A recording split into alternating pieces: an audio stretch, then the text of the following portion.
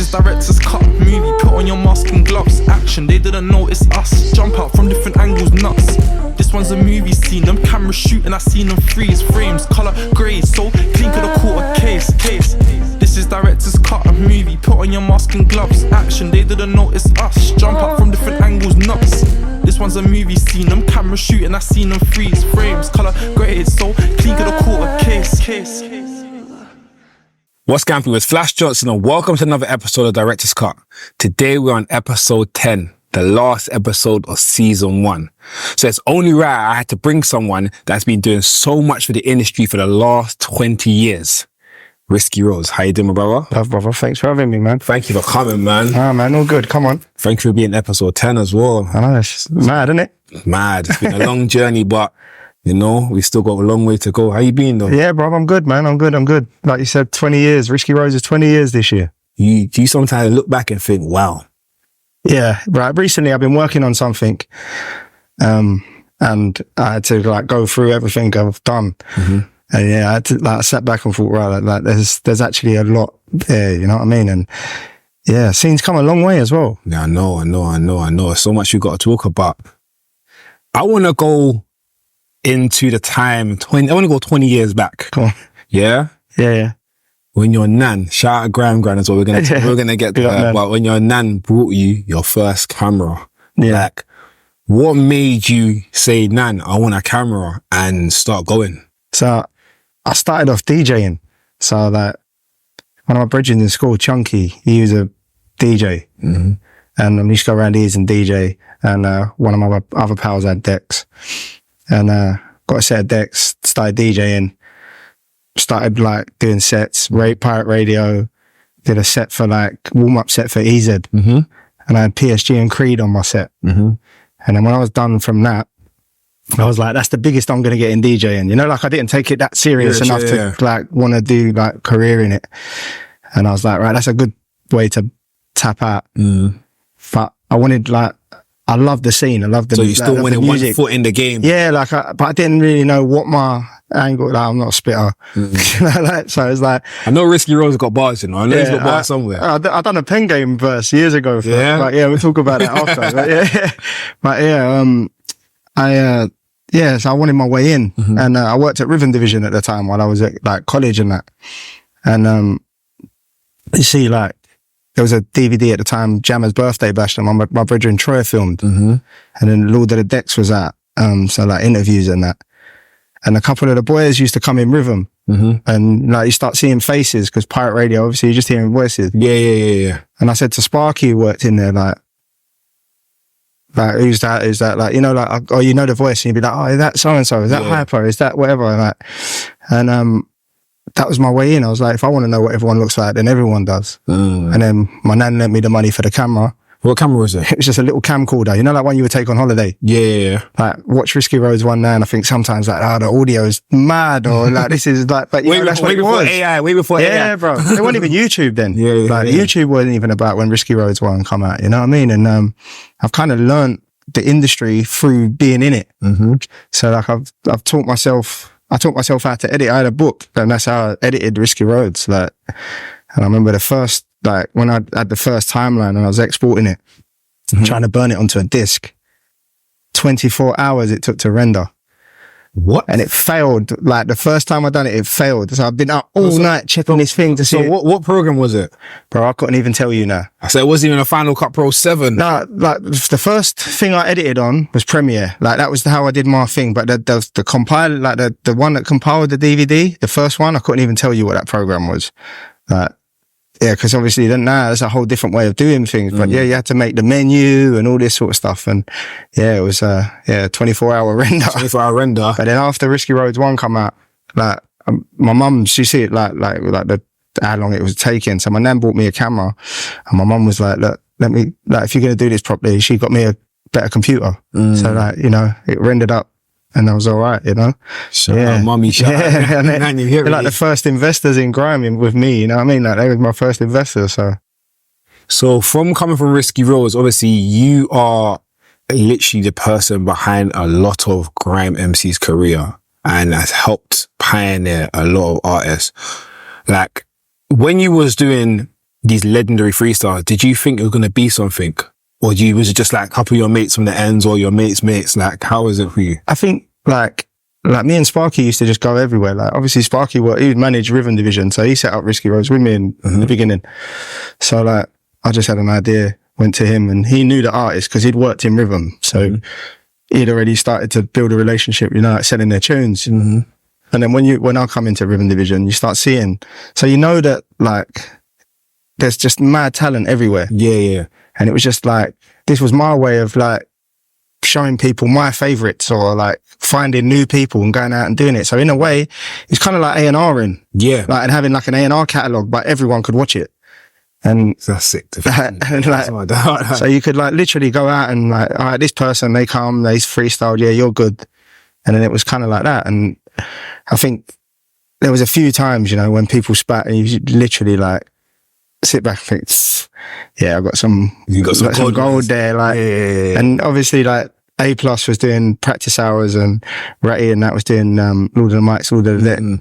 We used to like you drive around, you see Troy and Troy would be like, I just filmed like Wiley. Be like, yeah, I got Kane. He's like, like, so, like, you know, like, so there was like, it was always good, like good vibes and that as well, you know. And but it was literally like my way of like getting in and finding talent and putting it out there. And I had to evolve along with it, you know, like, because as the scene changed, YouTube came around and all these different things, and it kind of like changed my career in different ways. Before we even get to the YouTube stuff, because I do want to get into that, like, you was behind some legendary freestyles, like the Ghetts one. Like, one of my favorites to this day, bro. Like, tell me about that day.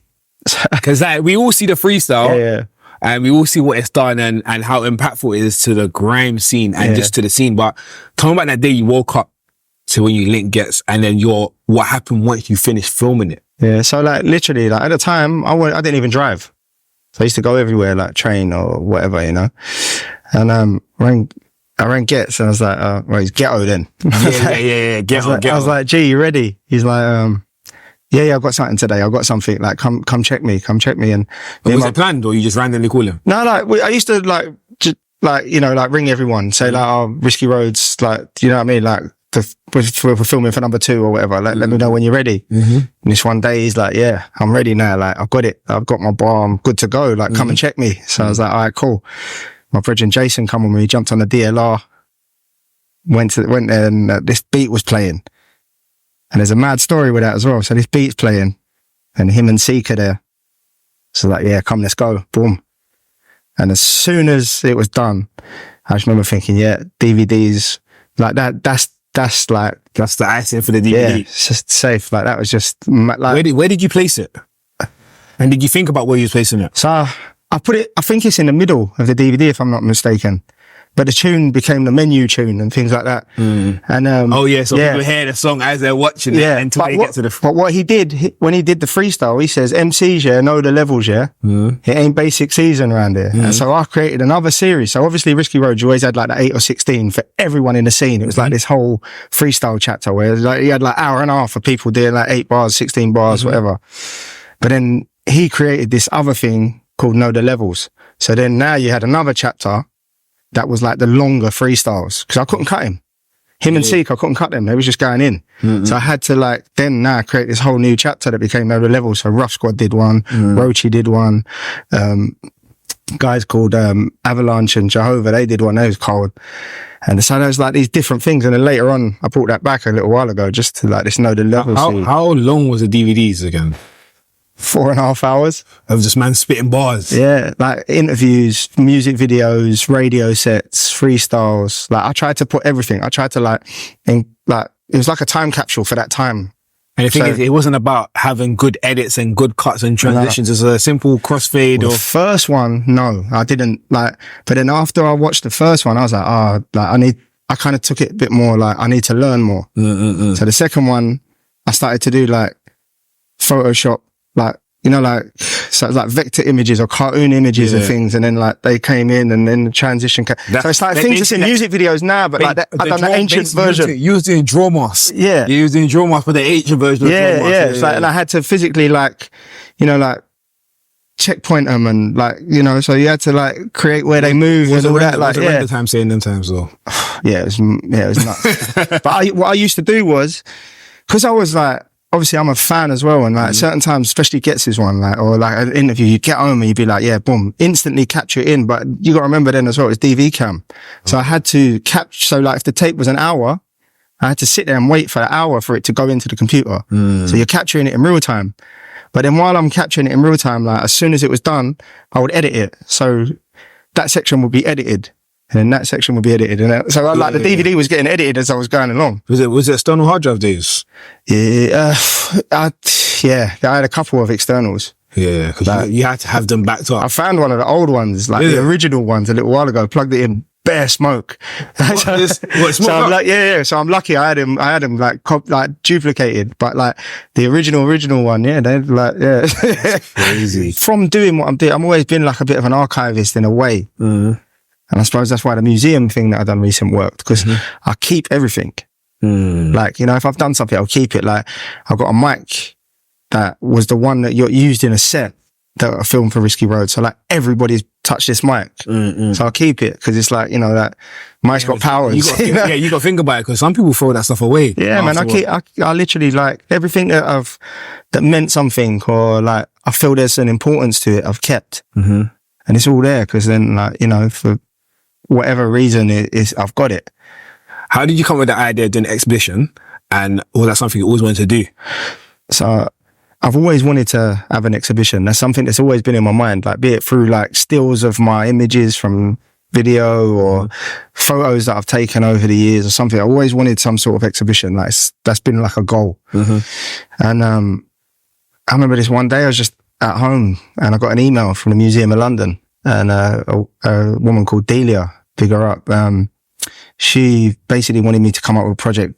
Like originally it was like Grime tours, going in my cab talking about all of these locations in Grime. And I said, I went and met her and I said to her, look, got this idea, let's like push it for an exhibition because I've got all this stuff, whatever. And she spoke to the museum was interested, came back, and then we literally planned the exhibition. So I got like carrier bags from like the original Rhythm division. So that's there, Pirate Radio, whatever. And I spoke to Jammer and I was like, look, like obviously your basement's an iconic part of the thing. And like, we wanted to talk about family involved in Grime as well. So it was like family gentrification, East London, and like a family home like mine, like there's importance in them. And obviously Jam's basement, it's one of those places, if you've been it, you're part of the city, you know what I mean? It's like one of those places. And so we went there, recreated the basement and all of that, and it was the final exhibition along with a Harry Kane exhibition in the Museum of London's Barbican Centre like location. So yeah, like it helped like close that part of so that's in history as well, you know what I mean? And they've kept my DVDs.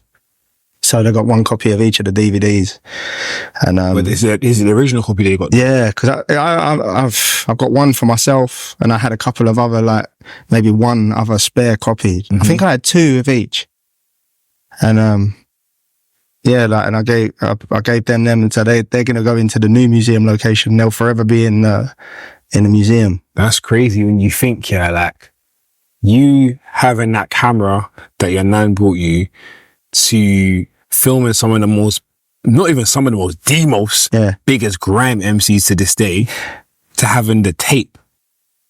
Yeah, it's mad, isn't it? in the museum, and it's there forever. Like 20, 30 years took up time to come. Like when you're old Risky, you know what I mean? Like you say, yo. Yeah. So my son can go to the museum and like, please God, and him and his friends at school will see, you know what I mean, the DVDs in there. That's crazy, man. On that something, how important is Grime to you?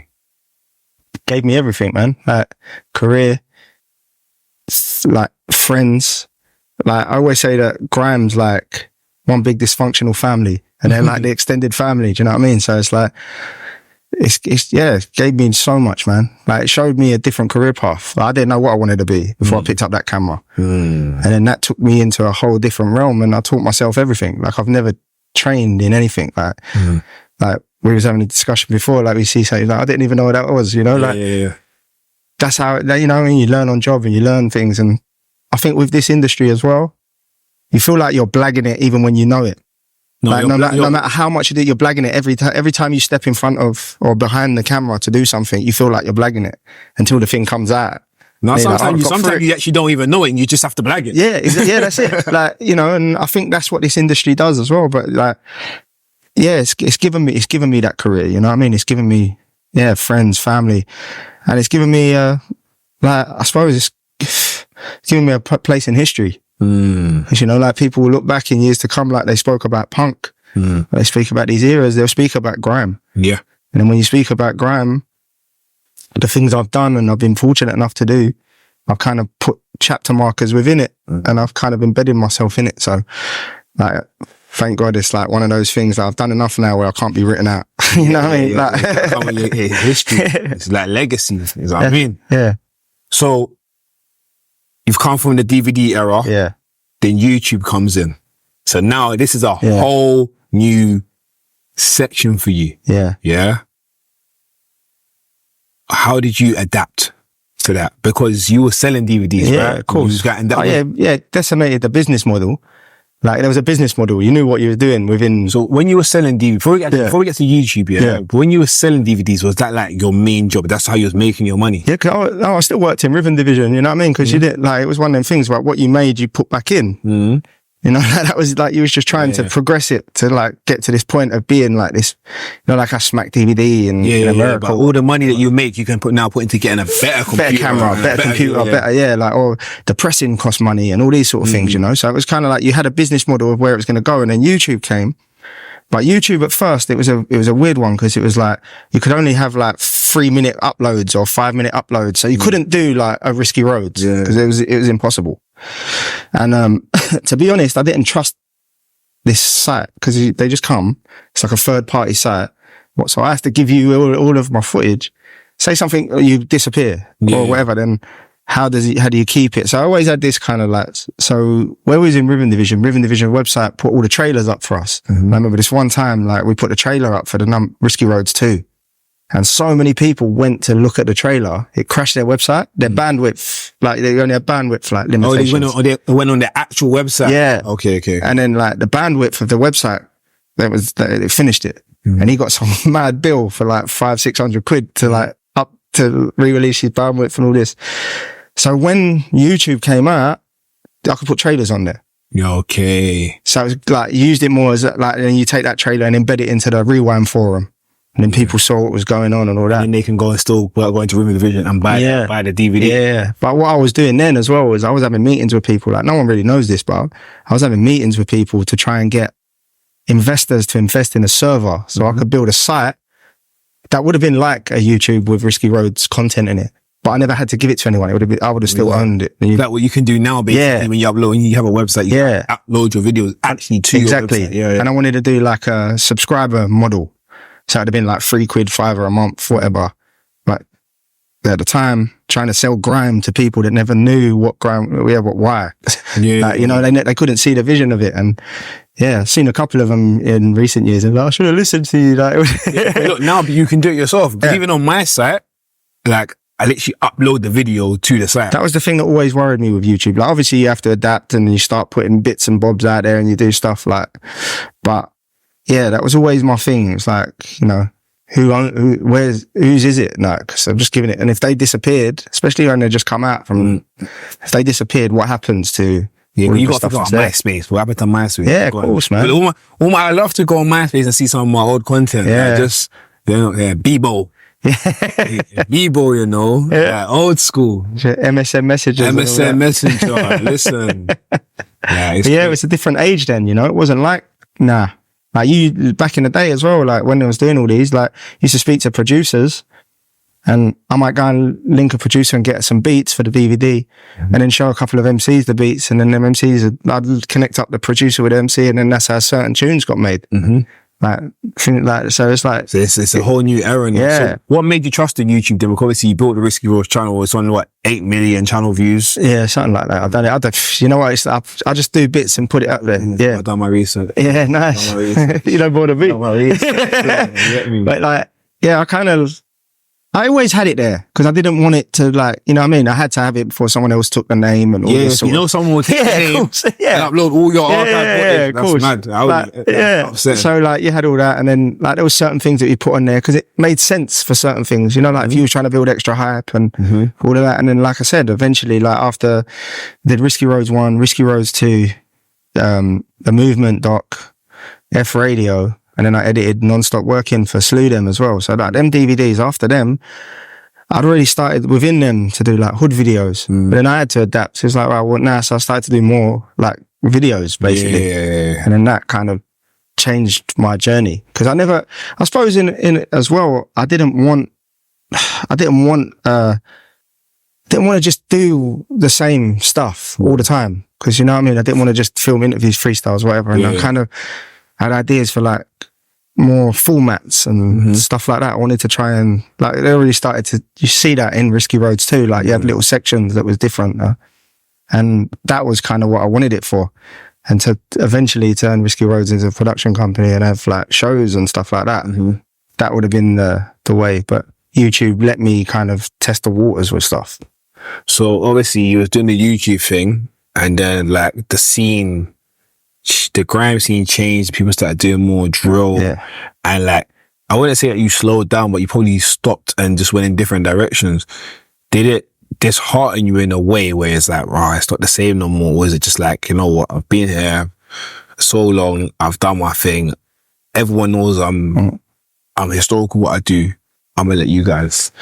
I think like obviously within grime there was a time when everyone kind of stopped. Like the artists had got deals and they'd started to not stopped, but everyone was experimenting, trying new things, or rap become more of a thing, you know, like even with the movement and tempo specialists, like they was testing, everyone was trying new things and stuff like that. You had a rap on Risky. Yeah, cool. You was the first one to let us see what gigs look like. If I'm right, one of the first people to see it, let us know what gigs look like. So you was kind of adapting to the different genres. Yeah. So it was like, because I was obviously with the movement. So the movement was doing the tempo specialist stuff. So they started, as they was testing, I was starting to hear new things and stuff like that. So I was still.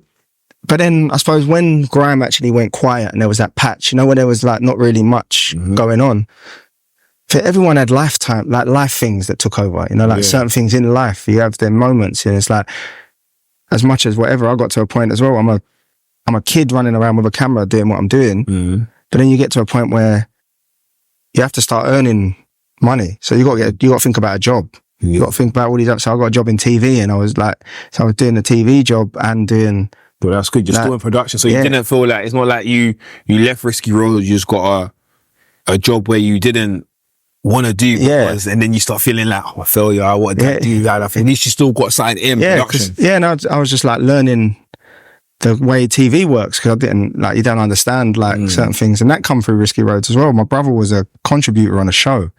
When the team come round to like interview my brother, they was watching me editing a Dizzy Rascal interview, and they was like, oh, you should come for an interview. And then that's how, but then I learned, you know, like development and producing and like all these different things on TV that I didn't know the name for before. We were just out here with a camera blagging everything, do you know what I mean? And it's like, well, now I kind of know that that's how the TV works. And I was there for a while, then I left and done some stuff with Dizzy. I was working with Dizzy for a bit. And still doing the videos, and I think I've just evolved and done. Did you find it hard to like financially sustain though with the videos after the DVD era? Yeah, because there wasn't much budget then. Obviously, Grime was still building its name. There wasn't no like big budgets in videos or nothing like that. You know what I mean? It was your friend ringing you up saying, "Can you do me a video?" When you got to the YouTube era? Yeah, even then. Like, to be honest, bruv, like a majority of my videos, if I told you the biggest budget I've had for a video, you're probably like, rah. Like, go on. The biggest budget I've ever had for a video is 10 grand. And I've done hundreds of videos, like probably nigh on 1,000. No, but you know what? That's good. So you know what? I actually rate the fact that you told us, because people watch the director's cut, and we have different directors on here that's got crazy budgets, but the fact of you been doing this for so long, and you can say that Like, it shows people that it's not that easy. Yeah, no, it's not, bro. Like, I'd love to turn around and say, yeah, every video I've done's 100 grand. Like, do you know what I mean? Like, and sometimes you come up with these sick concepts, but then a label don't want to give that much budget or whatever. So you have to adapt to the way it goes. But I was lucky in a sense that the Risky Roadz style, what it got known for, the aesthetic, it was lo-fi. Yeah. So no, like, it wasn't the high quality ever. They were known for the VHS camera. Yeah, but then I always wanted to progress over, and it's only like recent years that I've been able to do more of the glossy stuff, because that's where I wanted to go. But when people come to you and they're like, oh, I want to do this, and that's pretty much why as well I ended up doing the cab, like becoming a cab driver as well as everything else, because it was like, I never wanted to just accept a video for the sake of accepting a video. Because then if I do that, then I'm not putting out stuff that I want to put out. And it's just the same Risky Roadz style. Yeah, it's good. And it gets churned out and it's the same thing. And then I might not even like the tune, but I've got to do the video because I need a few quid. Yeah. And I was like, right, if I can do that, then I know that I've got cab drivers in the family and all that. So I was like, right, I know that you can earn a good living and I'm self-employed. So one comes up, I park it up, go and do my thing. When there ain't nothing about, I can go and do that. So the money's always rolling. Yeah, so that was kind of like my thought process behind that. And during the knowledge, I think, like while I was on the knowledge, Ghetts rang me, and that was how like it ain't safe a man come around. So I was still studying when they got that, and I shot them. You know what I mean? We went out and done them, and then Kane rang me, and I did 5 off of Mania in the Manor. Crazy. So like by the time I finished the knowledge, I got 2 gold plaques on my wall for Konnichiwa and Made in the Manor, you know. So how conscious are you of the movement documentary and Fuck Radio and what that done at that time? So like they come around basically because me and Ghetts was like proper good friends, and like I knew Mercs from years, even before music, you know what I mean? And Ghetts rang me one day and he was like, oh, come, we're having a meeting. It was in Bow McDonald's. And so I went there, and it was the first time I met Wretch. And Scorch. Retrospective days, isn't it? Yeah. Like, so Scorch, I met Scorch obviously through Risky Roadz too, because I thought he was cold. Like, you know what I mean? So I knew. And then, yeah, we got gone there, and I was like, right, we're setting up this group. We want you part of the crew, like filming and that. So I was like, all right, cool. So just put together a documentary. And so we did, just filmed everything. Everything that was relevant at the time, you know, like studio sessions, pretty much like Risky Roadz, but with a focus. Yeah. You know? And, yeah, like, obviously that had another legendary freestyle in it, the one at Roman Road with What Boy Better Know and The Movement together. And, all these other things like Studio with Mike Skinner. It just showed, like, you could start to see the scene slowly elevating, you know, like there was more focus, and obviously the music was beginning to change. The rap tempos were starting to come in. And you could see from Risky Roadz 1 to the Movement doc, there was more of a polish to the music. Yeah. You know, like it wasn't just go studio and what people was worrying about the mix stands and the sound. Like there was more to it now. It's more industry now. Yeah, it's becoming something. And that was just a great time, just rolling around with and like I said before, picking beats, and there were certain tunes like Inner the Ghetto. I picked that up off of Maniac. Took that back to mine, and Scorch and Wretch was there, and I said to like, oh, I got this tune for like, I think I might give it to Ghetts. Played it, showed Wretch. Wretch was like, Ghetts was, he liked it, but he weren't sure, and then Wretch was like, it's mine, I'm having it. And then Inner the Ghetto was made, and then Ghetts ended up jumping on it. Yeah. So it's like all these things, like, so you know, like that time there, and doing that kind of had another progression in the scene within it. And I think now when you look back, it's more important than actually probably all of us realized at the time, because we were just rolling and filming. And your friends, yeah, so, yeah. So now you're seeing all this different stuff. And F Radio, again, that was just something that Ghetts and Dom, unique, they did in like Dom's bedroom. He had decks and all that. So we just like, they used to like practice, and then radio stopped letting big groups of MCs go on. And Ghetts was like, yeah, if you just do do a big set, bring people through and all that, like let's film it. And that's what we did. And I loved that, because I love pirate radio.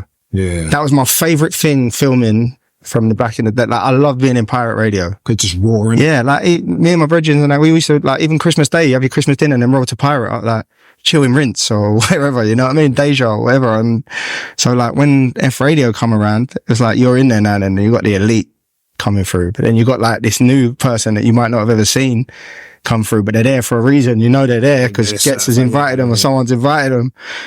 And then boom, like, and then you got like Chip and P Money and all in these sets, and it's just like Criminals, Fire and Little Nasty, Devs, like, you know what I mean? It's crazy because you've been around them all. Yeah, man. Yeah. You've seen them all grow. You've seen them all flourish. Yeah. And you know what, looking back on stuff as well, talking about it now, I just remembered him, God bless him, like, yes, like you got Hasty and like he passed away, and then Esco and Stormin and Ennie and all these people along the way, God bless them, who's, you know, they're kind of immortalized within all of the footage that was captured. And they all played their parts in the scene, and you realize, like, you know, like just talking there, you think, oh, you've got something from all the like people that ain't even here no more, you know, and it's important because they all played their parts. Yeah, they all played parts within the industry and what you done. But yeah, them 2 DVDs are, yeah, they're important. So you've been a part of a lot of artists' career within the grime scene. And obviously people get bigger and bigger, they elevate.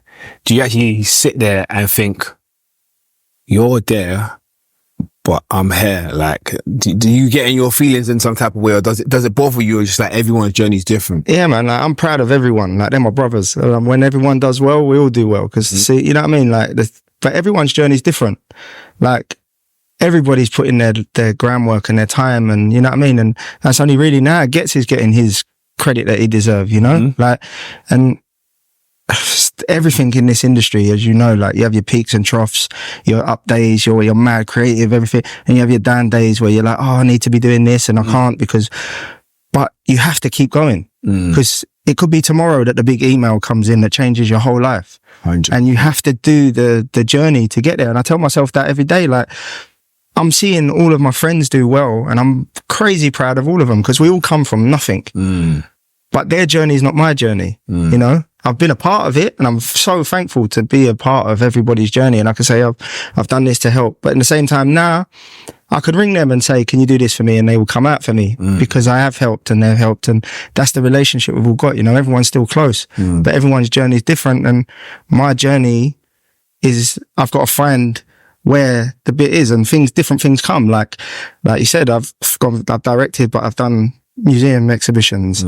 I've just got given like takeover at Shangri-La for Glastonbury on the stage and things like that, you know? So I'm doing all these different things that are completely different to what my first journey was, but the journey's still the same because I'm still doing them things. I'm still like, I'm writing scripts and like all these different things. And like if a music video comes in, I'll do it.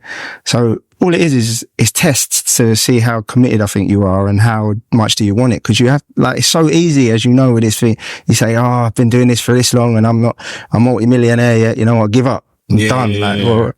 But you can't. If that's the dream, bro, if I'm out here like for another 10 years, I will still be doing, I'll never give up. Because it's what I want. You know what I mean? And you've built a legacy. Yeah, that's it. Like, you're literally a pioneer within the UK scene. Like you was one of the first people to do it for anyone. So it's like your name still holds weight and holds weight in a historical way. I appreciate that. Thank you, bro. But yeah, man, and like I said, I'm just honored to be a part of that and see where we've all took it. Because all of us took that from like on the road, filming with whatever we like, little camcorders or whatever it was.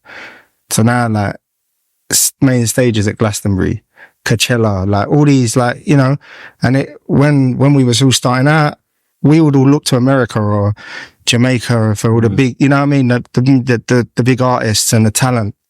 Now the world looks at the UK because there's so much talent here, and that's all come from what we did and what we continue to do as a scene, you know. You have taken your nan and built a shop with her.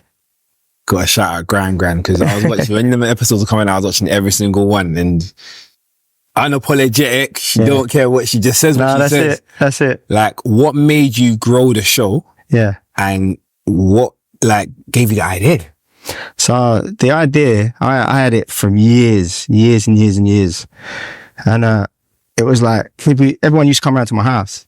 So like my mum and nan are like mum and nan to the scene, you know? And you hear conversations and things like that. You see my nan having conversations with certain artists. And it's just like, right, yeah, this would be gold. But then also as well, in the back of my mind, I'm thinking like the media love to portray rappers in a certain way. You know, like this and that and whatever else. And if you've got them sat opposite an 80, at the time she was 80 when I started it, she's 85 now, bless her.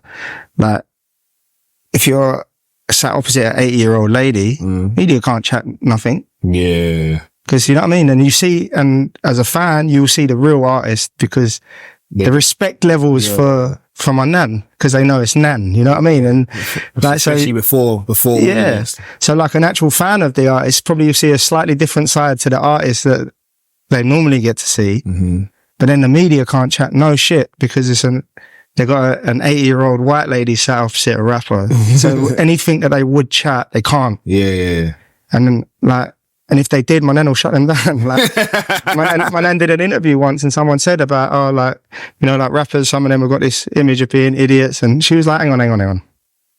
Idiot, do you drive a Rolls Royce? Have you got multiple properties? Have you done this? So don't tell me about it. Like, so she kind of was another spokesperson in a different angle. Yeah. You know, like you're seeing all different ages wanting to, like, who's being involved. And it kind of took it to a different place. And obviously nan's nan. But the thing is, you've done that and that she's actually built her profile from it. Yeah. Because I've seen her do loads of different interviews and stuff like that. Like, did you know that was going to happen? Because obviously it's your nan, you just done it, something you wanted to do, but so it's kind of a business. Yeah. So we want, like, I had the idea and I took it to a friend of mine, Louis. Louis worked at a production company, Lemonade Money, and they helped me shoot it because obviously I wanted it to be more than just me with my camera filming. Like, it had to have something to it, and they helped me do it.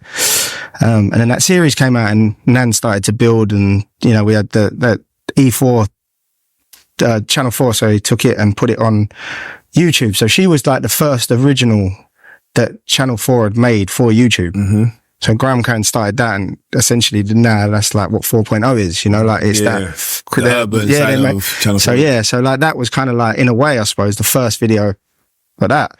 And like Louis helped me put all that together. And then once the Grime Grand series was finished, lockdown kind of happened. And then my brother, he took it a step further with my nan. Because he kind of said to her, like, she was like moaning about things like shopping and all that. And he filmed her one day having this big rant about like the toilet roll situation or whatever, you know what I mean? Put it online and it just went viral. So did he have our own YouTube page? No, just Instagram. Okay. And her Instagram just blew. And so my brother kind of added another layer to what she was doing.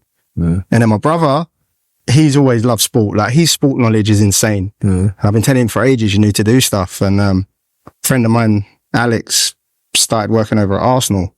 So my brother's crazy, like, because I'd spoken to Alex as well about Grime Grand series prior. And anyway, I said to him about my brother, sport, whatever, big Arsenal fan, you're at Arsenal, you need to do something. And he was like, can we use Nan as well? And then they started to do these Arsenal watch-alongs as well. So now Nan's gone into the sports world. So she's doing like everyday stuff. She got the music stuff and she's still doing interviews with music artists or whatever coming through. Then she's got like life stuff, and then the Arsenal stuff kind of just took her into so many different realms. Yeah, she was just in different places, and I think everyone could relate to it. But how did she cope with that though? Did she cope with it well? Because you know, obviously, you know what? She is a natural. Like, if you put a camera on her now, as long as you don't give her a script, she's fine. She would one take. Yeah, okay. Like, she is like a natural. Like, and it's mad. It just goes to show, like, anyone watching this, it's like, if you're older and you think you're too old to start on something, you're never too old. Do you sometimes wish you'd done that a lot earlier? And that had to be in the right time. She had to be ready for it. And I tell you, the only thing that made it ready was I was pitching the idea to try and get some brands, you know, like we were just saying before, trying to get sponsorship, because I wanted to make it bigger than what it would have been me with my camera. So I was pitching around for brands. And I remember one channel tried to nick the idea, but they got an actress to interview someone. And I went home and I said to my nan, see, Nan, look, you're saying no. Someone's tried to do it now. Like, you got to do it. And she was like, what do you mean? I showed her the video. She said, right, you still want to do it? I said, yeah, that was it. That was the fire that lit it to make her be like, no, like, and then that's how she got, like, she said, all right, then let's do it. And now she loves it. It's because she likes the fact that she makes people smile. Yeah. People come up to her, they have a photo, and they're like, oh, you really make me laugh, or you remind me of my nan, or you know what I mean? And she's out every day, normal. yeah, like go shopping and like get stopped all over the place. Like the maddest places, someone will come and say to her, can I have a photo or whatever? How does she cope with that though? Is she cool with it? No, she likes it. Because like I said, she likes the fact that she makes someone smile, or she's made someone's day, or they say, I love your videos, you know, like it gives her purpose behind doing them. Yeah. It's not just doing them for whatever, like, and to be fair, she should be a millionaire as well, basically, like, because she's so talented. Yeah. Like, honestly, I know it's my nan, but literally, like, you say something to her, like, right, they want this said, like, in a certain way or whatever, boom, done it. No, I literally watch them every week they come out. There's a Grime, you know, we watch who she interviewed today. She got Ghetts, she got this person, so. I got to big up all of the boys as well, because, you know, they trusted me to come and sit there. Obviously, they know Nan, but they never knew what it was, and like Ghetts and Gigs were the first two. Yeah. They hadn't seen any of it before, do you know what I mean? And then, boom, there you go. Like, and I remember having a conversation with Gigs about it and saying to him before it even got filmed, and he's like, just do it. Like, don't keep talking about it, do it. You know what I mean? And it's right, you have to. And sometimes you have to take that. Sometimes you just have to just do it. Yeah, of course. You have the idea, talk about it. Sometimes you say, do you know what? I'm going to do it. If it don't work, don't work, but. Yeah, sometimes they fall flat on their face. Sometimes they fly, you know what I mean? And thank God the Grime thing, like, yeah, she's doing well. And then like now her and my brother are both doing well. Both got more followers than me on Instagram. You know? So what, your brother manages her, or do you manage her? No, my brother does content with her. So like we both work with her, and then we've got like, she's got a social agent as well who deal with like stuff. But is she on the Instagram, or she yeah. So what she does, she'll read messages and tell us to respond. So if you get a response from Nan, it's one of us who's typed it, but it's her response. Oh, yeah. Because like she just can't type very well, like arthritis or whatever. But she'll have a flick through and read, and like she'll say, who's at da-da-da. I'm like, no, I don't know. You got like 140,000 people. I don't know all of them. You know what I mean? Yeah, followers are crazy, isn't it? So like, yeah. So, and then she'll say like, can you respond? Can you say this to them or whatever else? And yeah, like it's a mad journey. Like, and it's gone full circle. She started mine. I started hers. That's amazing, man. That's amazing. Shout out Grime. You get me? Do you like understand the influence that you have done to the next generation of cameramen? I know when people tell me it, but I don't really, it's something, you know, like, I just done what I done, you know, and then people say it to me, and it makes me think like, right, like, feel proud of that. I picked up a camera because of you, or you inspire me to do this, or. And it makes you think sometimes. I was thinking about this today. I can't remember, I was watching something. I can't remember what I was watching. And, you know, like, it's like an old film, and they took the person out of time, and the timeline of life completely changed. I was thinking, I wonder, like, if you took, like, if I was on, you know, I was on a different timeline, how would things be different? And yeah, like, I've had so many people say to me, like, oh, I picked up cameras because of you, or I started doing this because of Risky Roadz or whatever. And that's another thing. It just makes you feel proud. Like you used to say as well, like, sometimes the monetary gains come later. Mm-hmm. I have to sit back and think, look at all what I've done and how thankful I am. Like, even on such a smaller level of, you know, like creatives that, like we were saying, have peaks and troughs. Mm-hmm. You could be at the top of mood one day, and then like, that's the creative life. No, it is. You got the videos that coming in, and coming in, and whoosh, crickets. Yeah. Like, and then you're like, what happened? Me and the boys have all the time. Like, the boys, they don't see me like, and then, yo, fam, what's going on? What happened? You was doing what? Where? Yeah. And that's the creative life. Like, but then if you scale it back, even on such a small level, I was thinking about this the other day, and I'm like, if I look through my phone, I can ring any of the rappers of like, whatever. So like, Ghetts, Chip, whatever, like, what's happening, brother? You all right? Blah, blah, blah. How many people out there, as a fan level, would love to have a conversation with one of your friends? And you have to even analyze things on life like that. Yeah, like you have to be thankful for every little thing. No, because something that is like a minor to you because it's your friend, someone out there idolizes them. No, it's for truths. Like even with this show, like all the directors, not every director, but some of the directors on here I never knew before the show. Yeah. And then now I can pick up the phone and just text them. And these are some of my favorite directors. Yeah. Do you know what I mean? It's like, just because of that one idea that I had to do Director's Cut, now I've made a connection with people that's, like now we've met. I can say, Risky, I've got this idea. Yeah. Where can I go? And oh, you might want advice or I might want advice or whatever. So it's like, just, you can't take those little things for granted. Exactly. And that's what I'm trying to say. Like, and then that thing of like, you know, like monetary gains, they come when they're supposed to come. Yeah, you can't go in thinking about the money. Yeah. I think when, like, I suppose in a way, like, all of this is a test or whatever. Like, the man upstairs is waiting till you're at that point where he knows you're all right with it now. You know what I mean? You can't get it straight away. You're not going to appreciate it. Yeah. You do your work and then you appreciate all of the flowers when they come. No, trust me, because when it comes overnight, like, you don't know how to sustain it. Yeah. But when you've been grinding for 20 years, I've been grinding for 15 plus years. So when that comes now, and you can say, yo, when I can pull up to my double gates, you get me, and my I8, and I can be like, you know what, this was just off the show. Yeah, of course. This was off the videos, like. The legwork. Yeah, if you get given it, you don't appreciate it. And nothing worth having comes easy.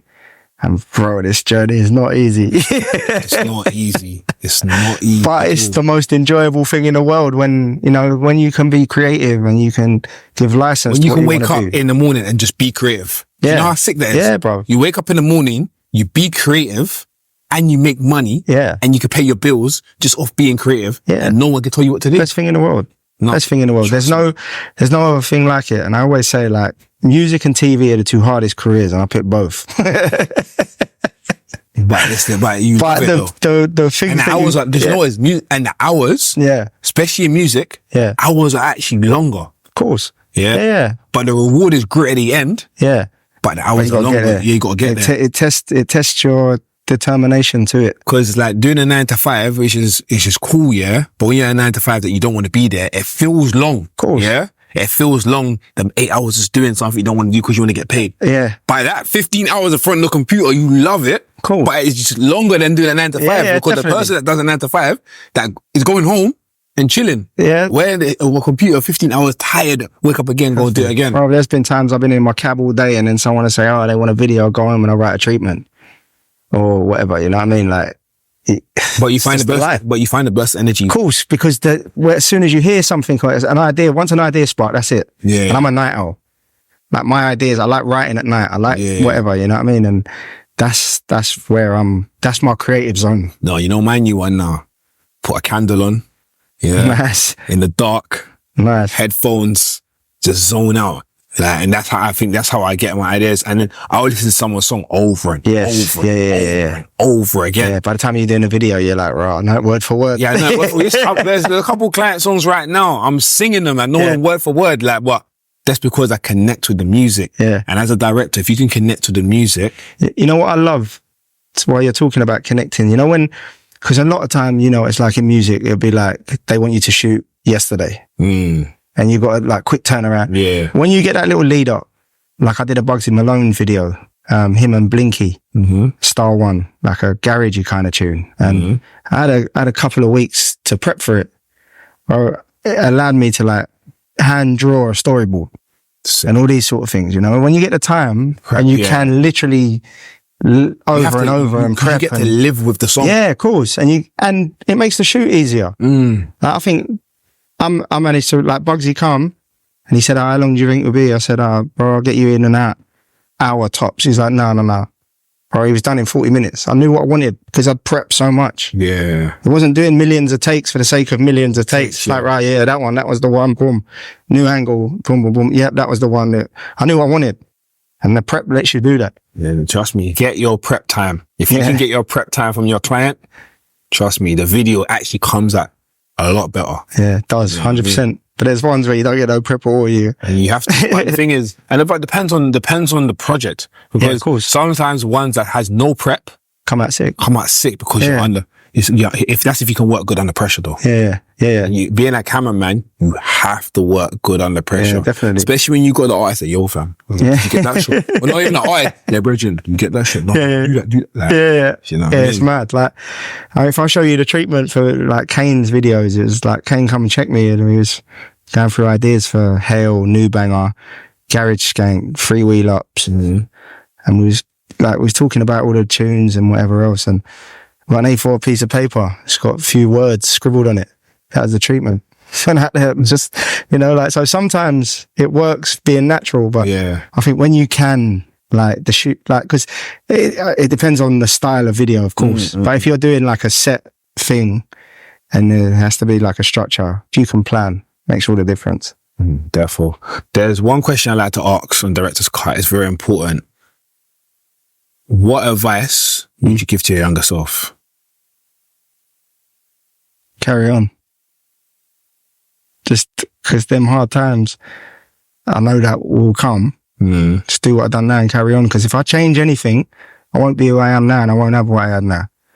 So I wouldn't change anything in the journey. I could say, I know people would probably think, oh, why didn't you just put your videos on YouTube? Because you'd have, your thing would have been a big channel from, you know what I mean? But if I do that, I don't become who I am now. And I think I had to do everything along the journey to get where I am now. And if I change anything, I might not meet my missus, might not have my son, you know what I mean? I might not be how I am now. Because even down to doing the knowledge and becoming a cab driver, there was things along that studying process to do the knowledge that changed me as a person, made me a different person. You know what I mean? I'll just say, keep going. Everything's gonna work out how it's supposed to work out. I know things are hard at times, but keep going. Stick with it. Oh, that's amazing. Like, because I know there's a lot of directors, up and coming directors, creators that are inspired by the show, and just to hear your words, just keep going. Like, because you said this throughout this interview, this time you wanted to give up, but you said, no, I'm going to keep going. Yeah. And it's important that you keep going. 100%. Very important that you keep going. And when you get to that wall that you feel that you can't get past, trust me, there's a way to jump over it. Definitely, man. And also one thing I always give advice to others whenever anyone asks me is never take no for an answer.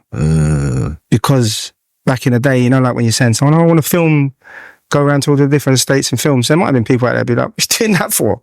Like, and try and take you off of but if you believe in it, don't take no for an answer and make it work whatever way you have to make it work. 100%. Because there's ideas get sparked for a reason in your head, And that's a mad deep philosophical answers, but man, I can't give myself any advice to change anything or do anything different because I won't be who I am now. And I might not have done some of the other things that I've done.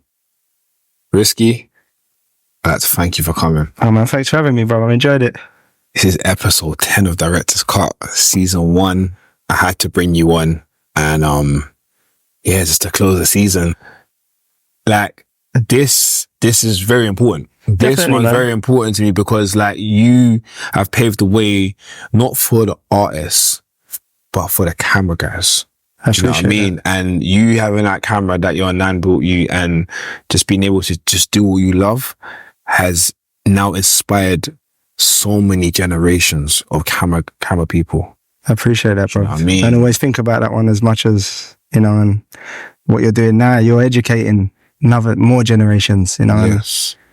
Everything's important, and thank you for the words and thanks for having me, bro. Honestly, true. Like, it's nice to talk to people who go through the same journey, you ain't going mad them times when you sat there trying to, what I mean, or whatever. Something you think, is it only me? But when you can flick on the show and you can see that the journey that you've had, man. Some people are going through it right now. Of course. You know what I mean? But just in different ways. Yeah, 100%. And it's all important. And you know what? Who knows, off the back of this podcast and everything else, how much great content's going to get created from someone who's watching these things and being inspired. And yeah, you could be watching a show in a couple of years' time as someone who was inspired by this podcast was made. Do you know what I mean? It's all special. Of course. Thank you very much, man.